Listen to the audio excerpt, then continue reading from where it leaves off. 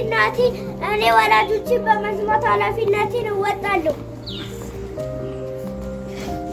የጉስራይኔ ቤተሰብን በመስራት ኃላፊነቴን እወጣለሁ። ልጄ አሁን እኮ ማታ ነው። መዶሻዎችን አስገባባና ተኛ። እሺ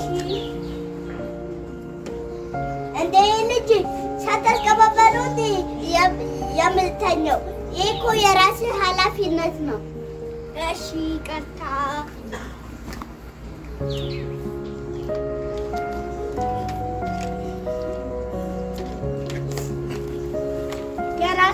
የራሴ መጫወቻዎች በመሰብሰብ ኃላፊነቴን እወጣለሁ።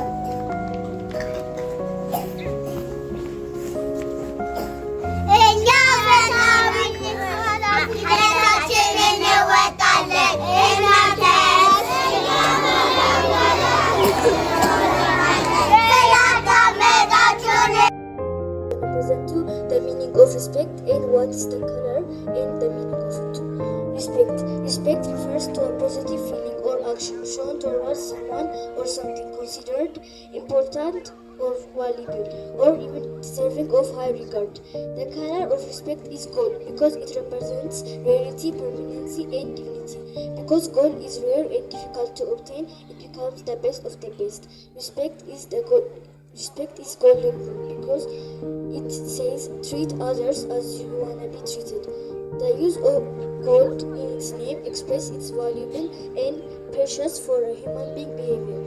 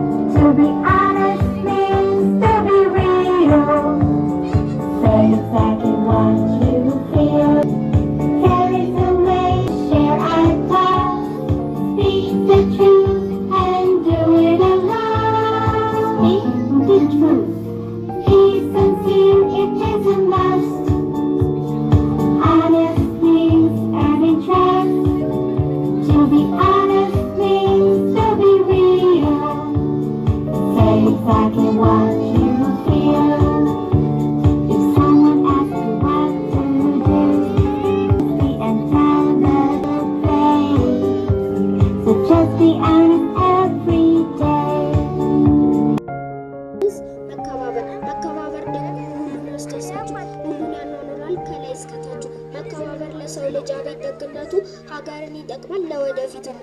አቤት አቤት ማክበር ሲሉት ይጣፍጣል ደግሞ በተግባር እንዴት ያስደስታል።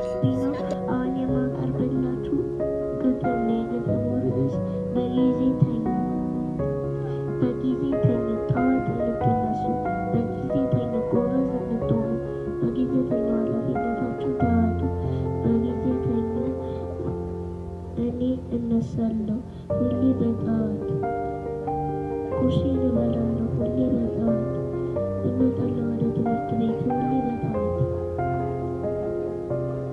የሚገልጹ አባባሎች ታማኝነት ሁልጊዜ ይከፍላል፣ እውነት ቢዘገይም አይጠፋም። ታማኝ ሰው ስሙ ከወርቅ ይበልጣል። እውነት አንድ ነው መቼ አይደለም። ታማኝነት የሰው ታላቅ መጠን ነው።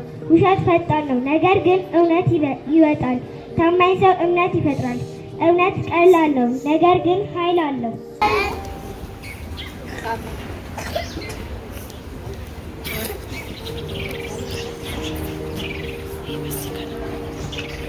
አንቺ ሴትዮ አቤት! ያንን ደሳሳ ጎጆ የቤተ መንግስቱን ውበት እያጠፋው ነው። ለምን አፍርሰሽ አትሄጂም? ከውልጆቼ ተጨማለች። ጓደኞቼ አቤት ጓደኛችን! ያንን ደሳሳ ጎጆ የቤተ መንግስቱን ውበት እያጠፋው ነው። ለምን ሄደን ለንጉሱ አፍርሰው ለን አንረብም? እውነትሽ ነው ጓደኛችን። ሰላም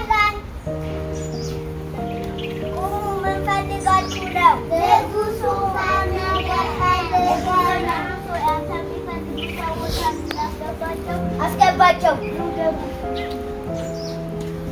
ሰላም ላንተ ይሁን ንጉሥ ሆይ፣ ሰላም ለእናንተ ንጉሥ ሆይ፣ ንጉሥ ሆይ አንተ ቤተ መንግሥት ፊት ለፊት ያለው ደሳሳ ጎጆ የቤተ መንግሥቱን ውበት እያጠፋ ነው። ለምን አታፈርሰውም? ምን ማለታችሁ ነው? ያንን ደሳሳ ጎጆ ያላችኋት ለእሷ ቤተ መንግሥቷ ነው።